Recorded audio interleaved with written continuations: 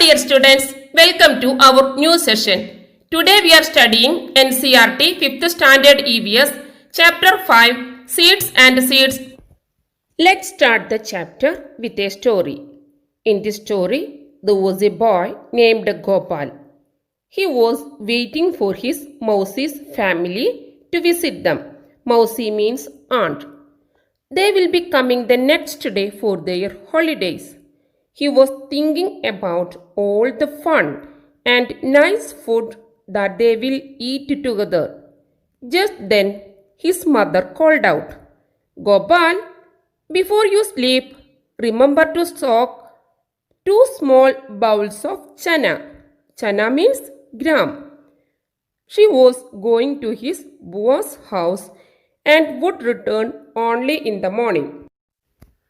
While soaking the chana, Gopal thought, "How will 2 small bowls of this be enough for 8 persons? So he soaked another 2 bowls of chana.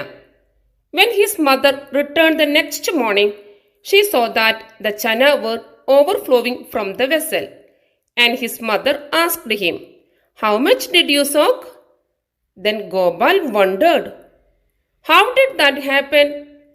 His mother said, "You soaked too much. Anyway, it is good. Now I will cook half of them and leave the other half to sprout. I can send these to your aunt. The doctor has told her to eat sprouts." And she tied half of the soaked chana in a wet cloth and hung them up to sprout. Sprouts are the most healthy food available to us. Certain points we need to discuss. What things are soaked before cooking in your house? Why? Chana, dry pea, pulses, rice, etc.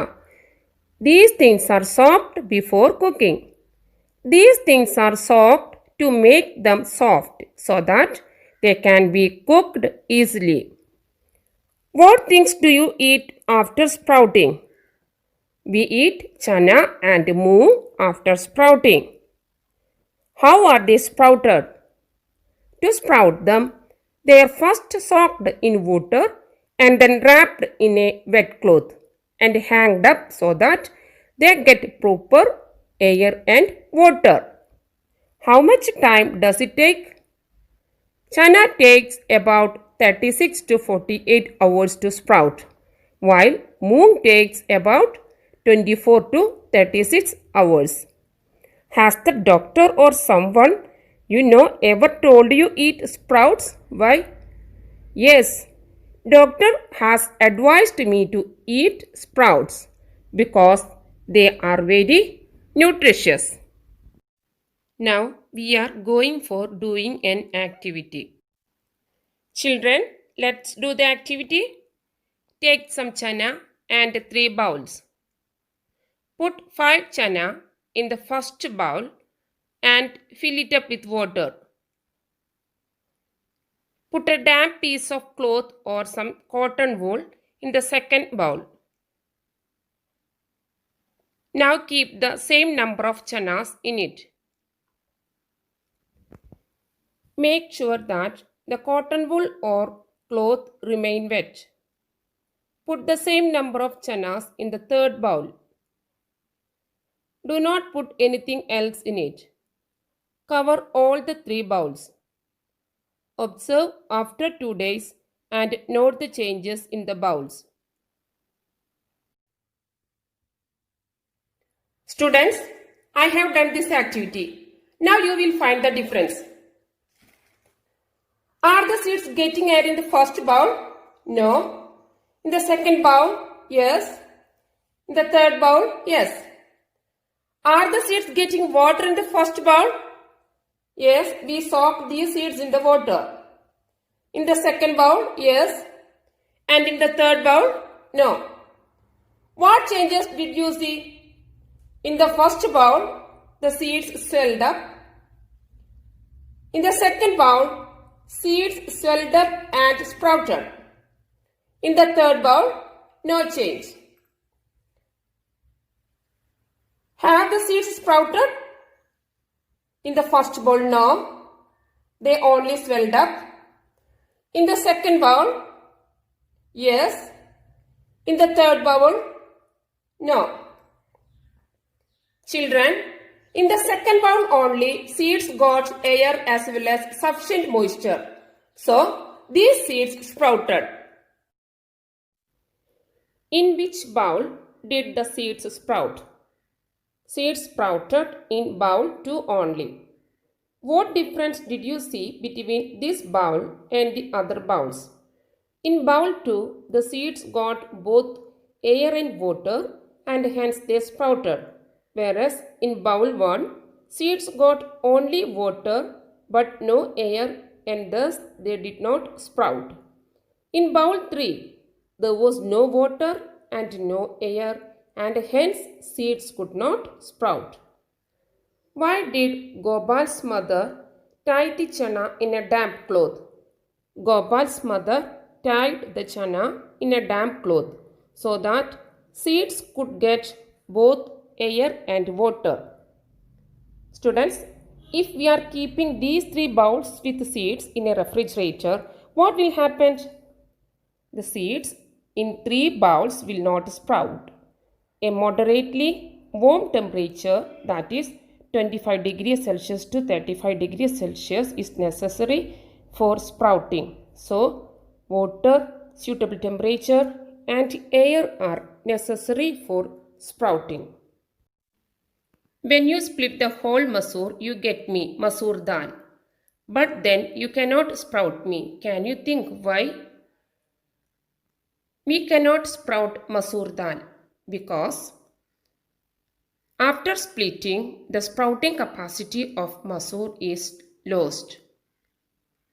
Sprouting is the process during which the seeds germinate and the shoots come out of the seed. I will explain. This is a sprouted seed. The outermost hard brownish covering is called seed coat. It protects the delicate inner parts of the seed from the attack of bacteria, fungus and insects. Below the seed coat are 2 thick cotyledons. On carefully separating the 2 cotyledons, the embryo, that is baby plant, can easily be seen. Embryo consists of 2 parts, the radicle which later forms the root and the plumule which later forms the shoot. Baby plant is protected inside the cotyledons. If we are separating these cotyledons, they will lose their capacity to sprout. In the case of masoor dal also, when we split the whole masoor, they cannot sprout. Students, here is a project for you. All of you do this activity in your home and write down the observations in your textbook. Project Plant Your Seeds. Take a clay pot or a tin can with a wide mouth. Make a small hole at the bottom of the can. Fill your can with soil. Put 4 or 5 seeds of the same kind in the soil and press them gently. Different groups can plant different kinds of seeds such as mustard, fenugreek, sesame or coriander. For example, if you are planting mustard, what changes you can observe? Name of the seed, mustard. The date on which you planted them. You have to write down your date. The day you observe something coming out of the soil, start filling the table. To find the height of a plant, use thread and then measure it on the scale. After the 8th day onwards, observe the plant and measure its height, number of leaves arise, and changes that occur on this plant in each day, and write down in this table. How long did it take for the plant to come out from the soil? It took about a week for the plant to come out from the soil. What was the difference in the height of the plant on the first and second day? The height increased by about half a centimeter. On which day the height of the plant increased the most? On the third day, the height of the plant increased the most. Did new leaves come out of the plant every day? Yes, new leaves came out of the plant every day. Was there any change in the stem of the plant? Yes, the stem became thicker and thicker by each day. Which seeds took the most number of days for the stem to come out of the soil? Seeds of sesame. Which seeds took the least days to come out of the soil? Seeds of mustard. Which seeds did not grow at all? Why? All seeds grow well in the presence of water and air. In the absence of these two factors means water and air, seeds cannot grow. Did anyone's plant dry up or turn yellow? Yes. Why did this happen? It happened because the plant may not got proper air and water.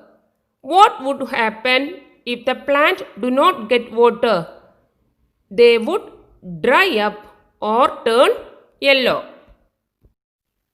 What is inside the seed? Inside the seed is a baby plant, that is, embryo is protected by cotyledons. How does a big plant grow from a tiny seed? The seed germinates to produce a seedling.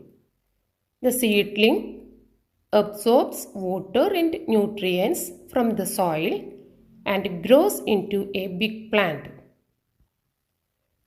Students, here it is the mango seed which germinates to form seedling and grows into a mango tree. It is the jackfruit seed which germinates to form seedling and grows into a sapling and jack tree.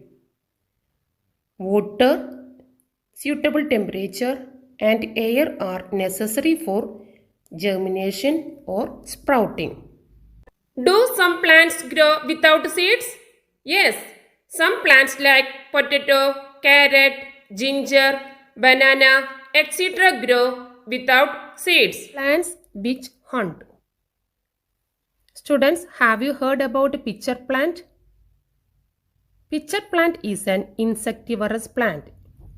It is found in Australia, Indonesia, and Meghalaya in India. In a pitcher plant, the leaf is modified to form a pitcher-like shape. Pitcher means large earthenware jug with handle. And the leaf tip is modified into a lid. When an insect happens to enter a pitcher, the lid is enclosed.